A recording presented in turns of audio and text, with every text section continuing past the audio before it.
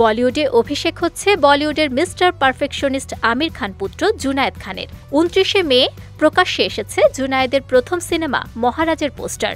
ছবিটির পোস্টার প্রকাশের পাশাপাশি এর মুক্তির তারিখও এসেছে সামনে। মহারাজ শিরোনামের নতুন এ সিনেমাটি পরিচালনা করেছেন উই আর ফ্যামিলি এবং হিচকি খ্যাত নির্মাতা সিদ্ধার্থ পি মালহোত্রা।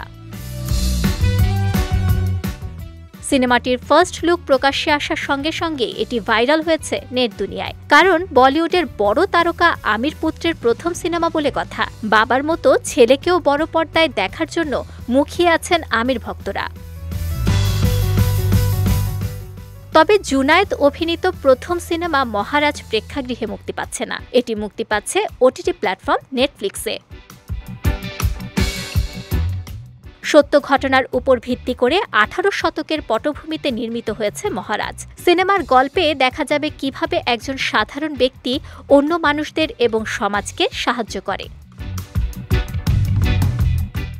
জুনায়েদ খান ছাড়াও সিনেমাটিতে গুরুত্বপূর্ণ ভূমিকায় দেখা যাবে জয়দীপ আহলাওয়াত, শর্বরী ওয়াঘ এবং শালিনী পাণ্ডেকে। ছবিটির চিত্রনাট্য লিখেছেন বিপুল মেহতা ও স্নেহা দেশাই।